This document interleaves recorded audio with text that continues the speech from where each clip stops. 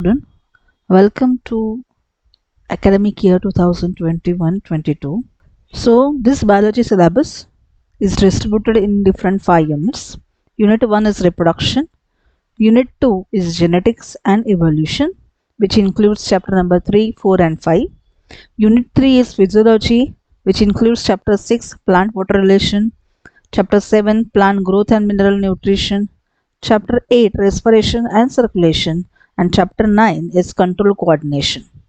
Unit 4 includes chapter number 10, 11, 12, which is for applied biology, that is human health and diseases, enhancement of food production and biotechnology, and unit 5, ecology and environment, which includes organism and population, this chapter number 13. Next one is ecosystem and energy flow, chapter number 14, and chapter number 15 is last one is biodiversity, conservation and environmental issues. This video we are just going to see what we have covered in the last 3 lectures. So we have started with ecosystem and energy flow. In that we have seen the introduction part, what is the meaning of ecosystem, what are the biotic and abiotic components and all. Then we are moved to the different ecosystem, forest ecosystem, pond ecosystem. Then we have seen biotic as well as abiotic component of the ecosystem. Then we have seen the properties of ecosystem, that is self-regulation and self-sustaining. Self-regulation means what? The stability of ecosystem, which depends upon the interaction between the different species and direct effect of the species on themselves. While self-sustaining is nothing but able to sustain oneself. Then we have seen the two different categories of ecosystem, that is aquatic as well as terrestrial. Terrestrial ecosystem is nothing but on a land ecosystem. In that we have discussed about forest, we have already discussed about grassland and desert. In case of aquatic, lakes, ocean and pond. Then we already discussed about types of ecosystem. One is natural, second is artificial. As the name suggests, natural means what? Where the human beings are not involved, it naturally occurs and self-sustainable.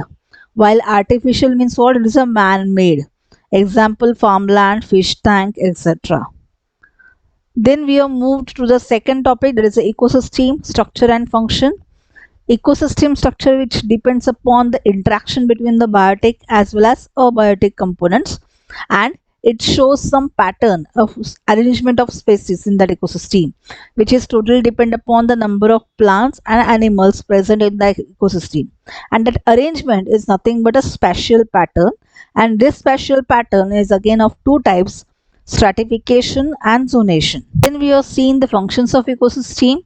Productivity, decomposition, energy flow and nutrient cycle, these are the basic functions of ecosystem. Then we will discuss about the productivity, again productivity types, that is a GPP, gross primary productivity, and second one is net primary productivity. What is GPP? That is the rate of production of organic matter during photosynthesis, and the producers makes their food with the help of photosynthesis, and what they get, that is a GPP, कि उन्होंने उतना कितना बनाया है, that is a GPP. उनका storing material कितना आया, उन्होंने कितना प्रोडक्शन बनाया, that will be a GPP. And when during respiration they loss some considerable proportion for their metabolic processes, then that reduction of from the GPP minus R, that gives you NPP, that is a net primary productivity. So here we have discussed this diagram. NPP is equal to GPP minus R, where the NPP is net primary productivity and GPP is gross primary productivity minus respiration. So net primary productivity is nothing but the available biomass for the consumption to the heterotrophs, that is herbivores, carnivores and decomposers. Next property is decomposition. Decomposition is nothing but a breaking down of complex organic matter into simple organic matter, which includes 5 different steps. One is fragmentation, second one is leaching, third one is catabolism, next one is humidification, and the last one is mineralization. So fragmentation, as the name suggests, breaks into small fragments. Next one is leaching, where the water soluble inorganic nutrients goes down into the soil horizon and get precipitated as unavailable salts. That is nothing but a leaching. Next one is catabolism, which involves the bacterial and fungal enzyme which degrades the detritus material, dead organism material or dead organic material into simpler or inorganic substances. That is due to the activity of bacteria and fungus, which is called as catabolism. Next one is humification. That humification leads to accumulate partially decomposed, dark colored, colloidal, amorphous substance called as humus, which is resistant to any microbial action and undergoes decomposition at very slow rate. So humus formation changes soil texture and water holding capacity of soil, and as colloidal nature it acts as a nutrient reservoir. The last one is mineralization. Mineralization means what? The humus is degraded by some microbes or microorganism and releases nutrients which occurs by this process, and that nutrients get absorbed by the plant roots. So next topic is energy flow. As all of you know that producer uses the solar energy, and that solar energy helps to synthesize a food with the help of process called as photosynthesis. So these radiations which are absorbed by the photosynthetic plants are called as photosynthetically active radiation, that is a PAR. Plant absorb hardly 2 to 10% of PAR, and this small amount of energy which sustain the entire world. So almost entire world roam around the producers. So every organism depends upon the plants for their food and or energy directly or indirectly, and therefore this energy flow is always unidirectional, that is from sun to plants and to the consumers. It cannot be reversed. So here you can see the diagram picture. Now let's move to the trophic levels. As all of you know, what are the trophic levels? Here you can see in this diagram, energy consumed, solar energy consumed or absorbed by the producers, which is consumed by the primary consumers, then secondary consumers and tertiary consumers. Where the energy is transferred from one level to the next level. Meanwhile, some amount of energy is lost into the environment in the form of heat. So food chain, there are different food chain: grazing food chain, dead organic matter or detritus food chain, where the main source is dead organic matter on which saprophytes are depends, that is the bacteria, fungi, etc. Now the first trophic level always producers, and the second one is always primary consumers, that is the herbivores. Third one is secondary consumer, that is a carnivore. And decomposers and saprotrophs or saprophytes are not included in a separate trophic level. What are the saprotrophs? Which lives on or in on non-living organic matter, secreting digestive enzymes into it and absorbing digestive products, example bacteria and fungi. And some are decomposers like earthworm, which decomposes organic matter. So here are the some photographs of decomposers and saprotrophs. So amount of energy decreases at each successive level. According to the Linneman, that the number of trophic level in any food chain is restricted as a transfer of energy follows the 10% law, which was put forward by Linneman in 1942. And what the law says, that only 10% of energy is transferred to each trophic level as a net energy from the previous trophic level. So next topic is food web. Here number of food chains are interconnected and forms a web.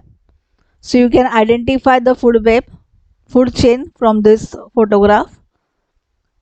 The next topic what we have discussed was ecological pyramid. Ecological pyramid is nothing but a graphic representation of relationship between the organism of various successive trophic levels with respect to energy, biomass and number, and this concept was developed by the Elton in 1927. So pyramid is nothing but a structure with a broader base and narrow apex. And always at the broader base there are only producers, and narrow apex leads with the tertiary consumer, secondary consumer, and primary consumer. So there are different types of pyramids. First is pyramid of number, pyramid of biomass, and pyramid of energy. All above pyramids are upright, as the number and biomass of producers are more than the herbivores and carnivores. Energy pyramid is always upright, and exceptions are ocean ecosystem, inverted, as producers are less in number and biomass. So here you can see the pyramid of biomass and pyramid of number.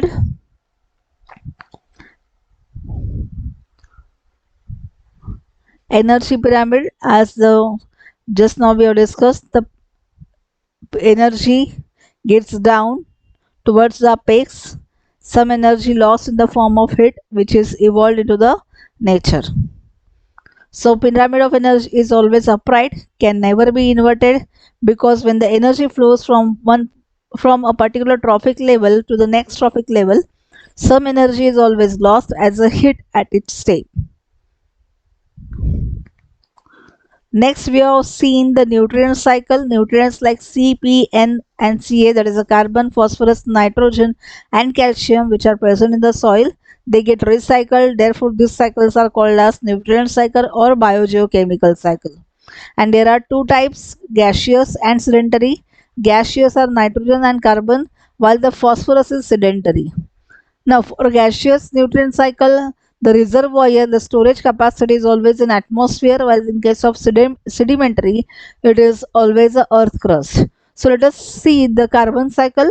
So carbon constitute around 49% of dry weight, and which is a main component of protoplasm, and therefore the ocean reservoir regulates carbon dioxide in atmosphere because it consists of around 71% of dissolved carbon in ocean. It is a part of rock and fossil fuel as a oil, natural gas, coal, etc. And it is far away from the rest carbon cycle for a long time. So here you can see the carbon cycle, the photograph of carbon cycle, where the main reservoir is ocean. This carbon cycle involves different steps such as photosynthesis, respiration, decomposition, sedimentation, and combustion. Photosynthesis, as you know the procedure. Respiration, carbon moves from the atmosphere to all living bodies as they respire, and CO2 exhale out. Decomposition, decomposers are also contribute by their processing on waste and dead organic matter, releasing CO2 in the atmosphere. Combustion, carbon is released by the combustion of fossil fuel. Around 5.5 billion tons of carbon released through the combustion, and out of this 3.3 billion tons stays in the atmosphere. Last one is sedimentation. Remainder from the combustion get dissolved into seawater and reposited as a calcium and magnesium carbonate compound. These compounds then forms the shell of marine organism. Let's move to another cycle, that is a phosphorus. Phosphorus constitutes a cyclic movement of phosphorus through the hydrosphere, lithosphere, and biosphere. The major constituent of cell membrane, nucleic acid, and cellular transfer system. The main reservoir is rock, and when rock weathers, a minute amount of P dissolve into the soil, and which is absorbed by the plant roots. This also animals, heterotrophs, obtain phosphorus from the plants only. So waste products, dead organisms are decomposed by the phosphate solubilizing bacterial releasing phosphorus. So no input through the respiration and negligible inputs through the rainfall as compared to the carbon cycle. So this is a photograph of phosphorus cycle. P is always in short supply, therefore called as limiting factor, and sudden influx of P by the agricultural runoff or industrial effluents causes eutrophication. And what is a eutrophication? Excess richness of nutrient in the lake और water body causes sudden growth of अलगे, पानी के ऊपर जो आ जाता है sudden, pond के ऊपर जो प्लांट्स आ जाते हैं अलगे, that is due to the sudden increase of nutrients in the lake. Next, we have moved to the next topic, that is the ecological succession. So we have seen the different steps: pioneer stage, intermediate stage, and climax community. So we have seen how the barren lands get converted into climax community as a forest ecosystem. But it requires the important factor, that is a time, which is a crucial factor. And this process of succession includes different steps, that is a nudation, invasion, issues, aggression, competition and coaction, reaction and stabilization. So from last 3 days we are learning about this energy flow and ecosystem. So we have covered this topic. So in the next lecture we will have a just gist of next 3 lectures.